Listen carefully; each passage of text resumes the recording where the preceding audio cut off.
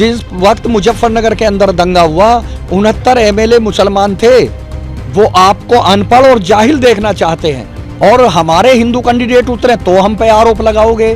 तो आखिर संविधान ने क्या हमें हक नहीं दिया कि मतलब हम हिंदू भाई को भी टिकट ना दें, हम मुस्लिम भाई को भी ना लड़ाएं, तो क्या हम भी पाकिस्तान चले जाएं? भटक तो दूसरी पार्टियां रही हैं। बीजेपी भटक रही है सत्ता पाने के लिए, समाजवादी पार्टी जो है भटक रही है सत्ता पाने के लिए, बहुजन समाज पार्टी जो है भटक रही है सत्ता पाने के लिए, कांग्रेस भटक रही है पिछले समय से सत्ता पाने के लिए।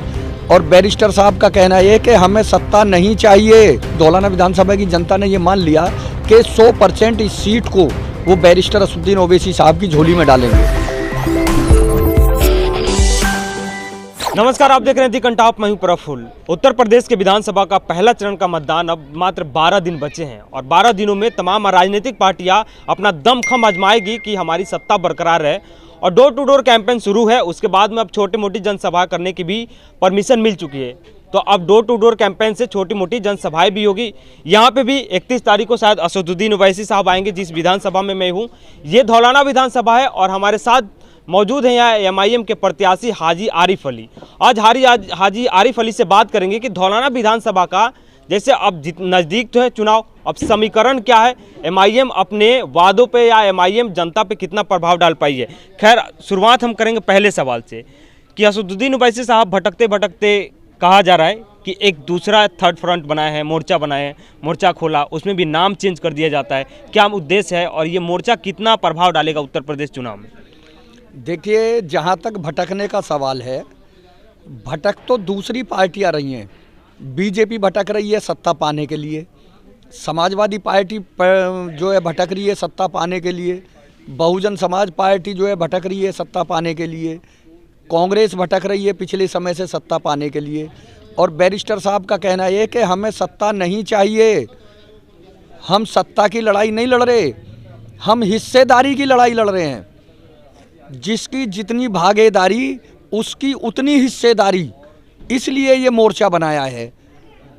जब अखिलेश जी ठुकरा देते हैं मुसलमानों को, कांग्रेस ठुकरा देती है, बहुजन समाज ठुकरा देती है, चार बाद बहुजन पार्टी की सरकार बना चुके, 4 बार जो है समाजवादी की सरकार बना चुके मुसलमान, 60 साल मुसलमान कांग्रेस की सरकार बना चुके देश में। उसके बाद मुसलमानों के साथ धोखा हुआ है, दलितों के साथ धोखा हुआ है। इन पार्टियों ने मुसलमानों को धोखा देने के अलावा कुछ नहीं किया। तो बैरिस्टर साहब का कहना ये है वो कभी मुसलमानों के हितैषी नहीं हो सकते, वो मुसलमानों की बात आवाज़ उठा नहीं सकते। जिस वक्त मुजफ्फरनगर के अंदर दंगा हुआ 69 एमएलए मुसलमान थे, किसी में हिम्मत नहीं हुई आवाज़ उठाने की। अगर ऑल इंडिया मजलिस-ए-इत्तेहादुल मुस्लिमीन के 2-4 एमएलए वहाँ होते तो किसी की हिम्मत नहीं होती कि मुजफ्फरनगर जैसा दंगा करा लेते। और एक चीज़ मैं आपको और बताऊं, समाजवादी पार्टी के जो हमारे वरिष्ठ नेता हैं आजम खां जी, माननीय आजम खां जी, उन्होंने आगरे के अंदर बयान दिया कि आपके मुस्तकबिल का हिस्सा बनाना नहीं चाहते ही कोई भी पार्टी यहाँ पे हिंदुस्तान के अंदर, वो नहीं चाहते कि आप हिंदुस्तान के मुस्तकबिल का हिस्सा बनो, वो आपको अनपढ़ और जाहिल देखना चाहते हैं। और उन्होंने ये भी कहा था कि 7 समुंदर पार से भी कोई आपके हाथ में कलम देने वाला नहीं आएगा। वो उनका दर्द था। लेकिन उसी आजम खां के लड़का देखा जाए तो ओवैसी साहब पे पलटवार कर रहा है कि अगर ओवैसी साहब को उतनी हमदर्दी थी तो संसद में क्यों नहीं आवाज़ उठाई, जबकि ओवैसी साहब हर मंचों से या वो अलग अलग जगहों से आजम खां के बारे में बोलते रहे। देखिए, उनकी गर्दन फंसी हुई है, उनकी मजबूरी है, उनके वालिद जेल में हैं, तो इसलिए वो कोई इस तरह का बयान नहीं दे सकते। अभी उनके वालिद को जेल से आने दो। दूसरा, उन्हें भी कहीं ना कहीं ये लालच दे रखा है कि शायद समाजवादी की सरकार आ जाएगी तो आपके वालिद को छोड़ दिया जाएगा। तो उनकी गर्दन फंसी हुई है, इसलिए उनकी मजबूरी है इस तरह का बयान देना, लेकिन उनके दिल में कुछ और है। अच्छा, धौलाना विधानसभा का देखा जाए तो हाँ, असलम चौधरी हैं मौजूदा विधायक। उसके बाद में यहाँ पे जो समाजवादी पार्टी के राष्ट्रीय अध्यक्ष हैं अखिलेश यादव भी दौरा कर रहे हैं। इधर पश्चिमी यूपी में थे, हम लोग को हाईवे पे मिले थे। उसके बाद असदुद्दीन ओवैसी साहब भी आ रहे हैं। तो असदुद्दीन ओवैसी साहब के आने के बाद में क्या समीकरण होगा, क्या बदलाव आ सकते हैं? जैसे हम असदुद्दीन ओवैसी की अगर बात करें तो धौलाना विधानसभा या पश्चिमी यूपी में एक प्रभाव रखता है, लेकिन धौलाना में क्या असर होगा उसका? देखिए, धौलाने में 100% असर होगा उनके आने के बाद। और 17 अक्टूबर को जो रैली हुई उसमें लोगों ने सिद्ध कर दिया, क्योंकि वो 2-3 घंटे यहाँ पर जो भीगे हैं उनके प्यार में, तो वो पूरे धौलाना विधानसभा की जनता ने ये मान लिया कि 100% इस सीट को वो बैरिस्टर असदुद्दीन ओवैसी साहब की झोली में डालेंगे। अच्छा, आप जनसंपर्क कर रहे हैं, जनता से लगातार मिल रहे हैं, तो 5 सालों में जनता की क्या क्या समस्याएं हैं जो आप उठाना चाहेंगे? क्योंकि अब तो जनता के बीच जाना हो रहा है, मौजूदा विधायक होंगे तो सारी सच्चाई सामने आ रही होगी कि कितना काम किया हो। जनता किन किन समस्याओं से? देखिए, समस्याएं तो अपार हैं, कोई गिनती नहीं है कितनी समस्याएं हैं। किसी भी गांव में कोई विकास नहीं हुआ, कहीं कोई नया कॉलेज नहीं बना। पीस पार्टी में था, उसके बाद बहुजन में था, अब दल बदल के जो है समाजवादी में चले गए। ऐसे लोगों का तो मैं समझ रहा हूँ जिक्र करना ही बेकार है, इनको पब्लिक ने नकार दिया है। पब्लिक ने नकार दिया, लेकिन असलम चौधरी का कहना है कि हम जीत रहे हैं यहाँ से, क्योंकि एक तो हवा भी है, सपा की लहर है, दूसरा हमने काम किया है। नहीं, बिल्कुल लहर है। अभी एक उनकी वीडियो चल रही है जो हमारे धौलाना विधानसभा की जनता कह रही है कि इनकी जगह अगर किसी महिला को विधायक बना देते तो वो महिला भी इतना विकास कर लेती जितना इन्होंने किया है। उन वीडियो को देखो ना, पब्लिक किस तरीके से जो है उन्हें नकार रही है। एक विधायक को जनाना बताना तो इसका मतलब ये है कि उसका विरोध है क्षेत्र में। जगह जगह तरह तरह की वीडियो आ रही हैं, कोई कह रहा मेरी ज़मीन हड़प ली, कोई कुछ तरह तरह की वीडियो आ रही हैं। तो आप लोग देखिए इस चीज़ को, जनता नकार चुकी है।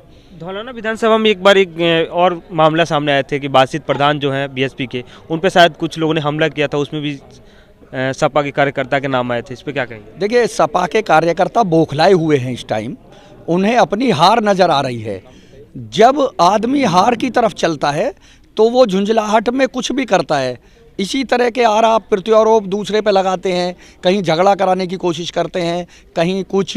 मैं समझ रहा हूँ, देखिए ये हमारा जो देश है बड़ी मतलब मोहब्बत वाला देश है, और यहाँ हर समाज के लोगों को बाबा भीमराव अंबेडकर साहब ने संविधान में सबको हक दिया है, वो इलेक्शन भी लड़ सकते हैं। देखिए, इलेक्शन एक अलग चीज़ है, हार जीत एक अलग चीज़ है। आपको होपलेस होना, आपको किसी की बेइज्जती कराने का कोई राइट नहीं है यहाँ पे। वो चाहे वासिद हो, असलम हो, अरविंद हो, धर्मेश तोमर हो, कोई भी कैंडिडेट हो। मैं कह रहा हूँ 10 दिन 15 दिन का इलेक्शन है, ठीक है। इसके बाद सब लोगों को क्षेत्र में रहना है, प्यार मोहब्बत से रहना चाहिए। हार जीत तो संविधान ने हर आदमी को अपने मत का अधिकार दिया है, वो जिसे चाहे जिताएंगे। आपको अपनी हार महसूस हो रही है तो इसकी बौखलाहट क्यों है? मेरे हिसाब से तो नहीं बौखलाना चाहिए उनको। एक और आरोप लगता है, जैसे देखा जाए कि असदुद्दीन ओवैसी आपके जितने भी लिस्ट आ रहे हैं उसमें लगभग कई नाम सामने आ चुके हैं जो नॉन मुस्लिम है। जैसे यहाँ पे आप देख लें, साहिबाबाद विधानसभा हो, मुजफ्फरनगर में हो या गोरखपुर साइड हो, तमाम नॉन मुस्लिम कैंडिडेट को उतार रहे हैं। तो ये लग रहा है कि वो वोट बैंक की जो राजनीति करना चाहते हैं या खराब करना चाहते हैं कुछ वोट को, इसलिए ऐसा कर रहे हैं। मतलब कौन खराब करना चाहता है? असदुद्दीन ओवैसी साहब हिंदू कैंडिडेट उतार रहे हैं, मुसलमानों की पार्टी है ये। अच्छा, मीडिया बंधु ये बताइए, कभी आप कहते हैं कि मतलब मुस्लिम पार्टी है बैरिस्टर साहब की, आप ही आरोप लगाते हैं, और हमारे हिंदू कैंडिडेट उतरे तो हम पे आरोप लगाओगे? तो आखिर संविधान ने क्या हमें हक नहीं दिया कि मतलब हम हिंदू भाई को भी टिकट ना दें, हम मुस्लिम भाई को भी ना लड़ाएं? तो क्या हम भी पाकिस्तान चले जाएं? यही तो हो रहा है ना, आजकल पाकिस्तान ही भेजा जाता है। और असदुद्दीन ओवैसी साहब को तो ऐसे भी कहा जाता है कि हमेशा जज्बात से खेलने वाले नेता हैं, भड़काते रहते हैं। देखिए, जज्बात से नहीं खेलते, वो संविधान के दायरे में रह के बात करते हैं। हमारे यहाँ लोगों को समझदारी नहीं है, उन्हें जानकारी है संविधान की। एक एक हमारे संविधान के जितने भी अधिकार हैं उनकी बैरिस्टर साहब को जानकारी है। और एक बात और बताऊँ आपको, बहुत सारे लोग कहते हैं कि साहब वो मुस्लिम पार्टी है। अब देखिए, मैं आपकी गलतफहमी दूर करूं, इस वक्त 23 जिला पंचायत सदस्य बैरिस्टर साहब की पार्टी से यूपी के अंदर हैं। 7 हिंदू भाई हैं, 16 मुस्लिम भाई हैं। गुजरात के अंदर हमारा उप मुख्यमंत्री है, उप मेयर है गुजरात के अंदर, ठीक है। 16 पार्षद हमारे वो वहाँ पे उसके आए, मतलब जो है आपके निर्दलीय जीत के। 7 पार्षद हमारे जीत के आए, 21 पार्षद जो है बीजेपी के जीते। लेकिन बैरिस्टर साहब पर इतना विश्वास उन निर्दलीय लोगों ने जताया कि उन्होंने उप मेयर बैरिस्टर साहब की पार्टी का बनाया गुजरात के अंदर। और अब हम लोग हिंदू भाइयों को टिकट दे रहे हैं, वो बात भी हजम नहीं हो रही है आप लोगों के। हमारे हिंदू भाई भी कम से कम आपको बता रहा हूँ 15 से 20 एमएलए जीत के आएंगे इस इलेक्शन में। यूपी के अंदर 50 हिंदू भाइयों को टिकट दिया जा रहा है हमारे यूपी के अंदर। 160 या 170 सीटों पे इलेक्शन लड़ेगी हमारी पार्टी, और उसमें हमारे कम से कम 50 हिंदू भाई हैं जिनको टिकट दिया जा रहा है। ये सर्व समाज की पार्टी है। अंतिम सवाल लूंगा, असदुद्दीन ओवैसी साहब से भी पूछ दिया जाता है कि देश के सबसे बड़े नेता कौन है, आपके लिए कौन है? देखिए, मेरे लिए तो देश के सबसे बड़े नेता जो हैं बैरिस्टर असदुद्दीन ओवैसी साहब हैं, क्योंकि वो संविधान के दायरे में बात करते हैं। वो न किसी से झूठ बोलते, ना हिंदू मुस्लिम की बातें करते, ना जो है कहीं चोरी की, कहीं 2 नंबर के काम की बात करते। योगी मोदी नहीं है उनके आगे कुछ भी।